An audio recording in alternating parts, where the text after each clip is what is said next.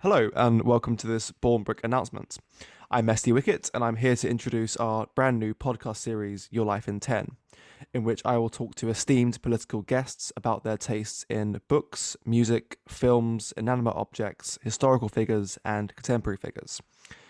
Guests for Series 1 will include Paul Embery, William Clouston, Peter Hitchens, Toby Young, Manick Govinda, Ben Harris-Quinney, Andrew Rosindell MP, and more.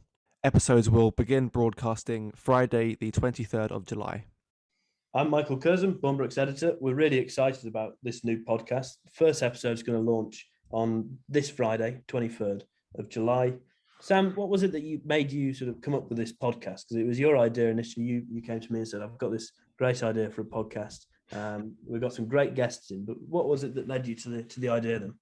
Well, if you can recall, Michael, it sort of evolved quite slowly. And initially, I think because it was when I had you on an episode of Our Current Predicament, and we were talking about the books that were behind you, and then a sort of a little light bulb sprung above my head. But what if we had a show where we bring people on and we discuss their bookshelf? Because a bookshelf is, it's a really good way to understand a person. You can tell a lot about a person by the books they keep, the ones they didn't throw away. And then from there, it just slowly evolved. At one point, we were toying with the idea of it having like a stupid gimmick. Like, was it? We were saying that the gimmick was that you've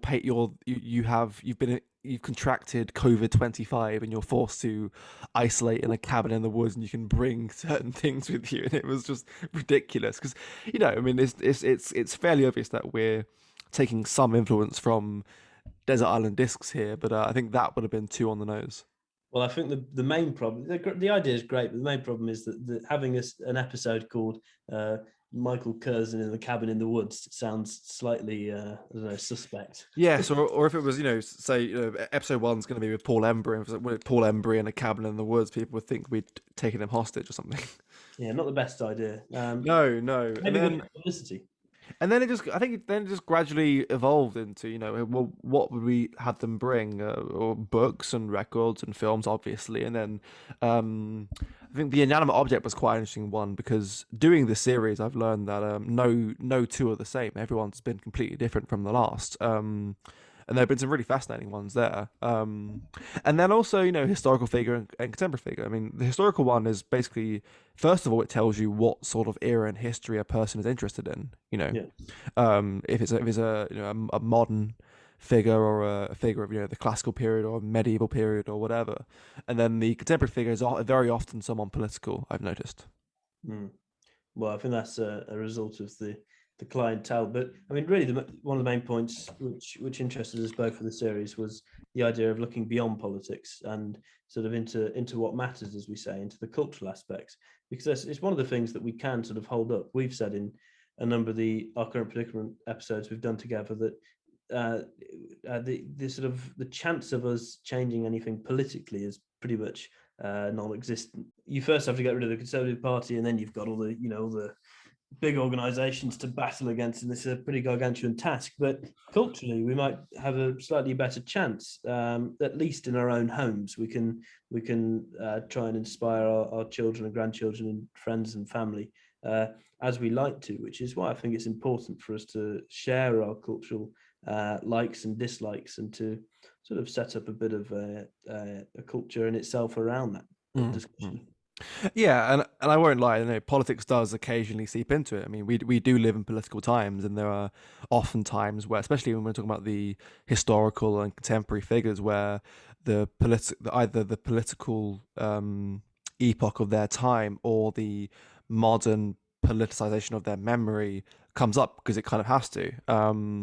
It's sometimes it comes up with books and films and whatever, but no, generally speaking, it generally does get beyond politics and into what really humanizes a person, because politics can be quite dehumanizing. When you sign up for it, you sign up to be basically slandered on a daily basis, yet when it comes to your taste, you can't really hide behind anything. It's just your tastes are just who you are, really.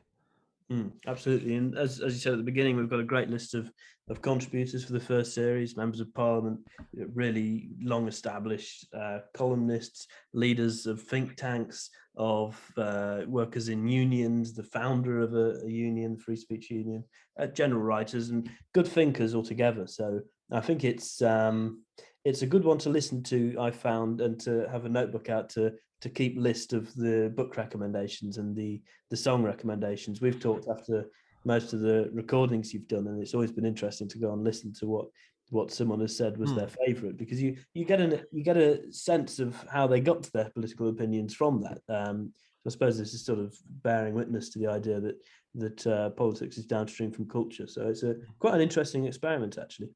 Yeah, very, very much so, and it's been very, very fun to do. Because these are the biggest people I've ever interviewed, and I found myself getting quite starstruck at times. But once you get into the discussion, and once it becomes conversational and back and forth, it's I'm talking to these people who are in my world they're gargantuan, but suddenly they become just sort of everyday people, and they're just talking about what they like and what they don't like. It's Yeah. it's been a real experience, and I'm hoping that it does well. Well, as we said, this is series 1. Let's hope for series 2. I mean, you often talk about your vision of the podcast, which is people sat in a sort of learned room with smoke going up in the air, I suppose, and the lights dimmed. It'd be good if we could have a version where people come in and bring in the books and the records and the objects. They're perhaps not the people, and discuss all these. That'd be a great vision for the future. Yeah, as far as series 1 goes, I don't think we could have got better people in. So No, definitely. yeah, so what we're hoping is by the time we get around to making series 2, that we'll be able to keep bringing in the movers and shakers of our side of things on the political aisle, and really get to know them on a more personal level. Yeah, and we're doing 10 a series. We're going to probably take a few weeks after each series to get more in, so we can sort of stock up episodes. But if any listeners have suggestions of people worth, who you want to know about their influences behind, do let us know. Get in touch. And yeah, I'm excited for it to launch. I know that Sam is as well. I hope you are. We look forward to bringing it out. Yep.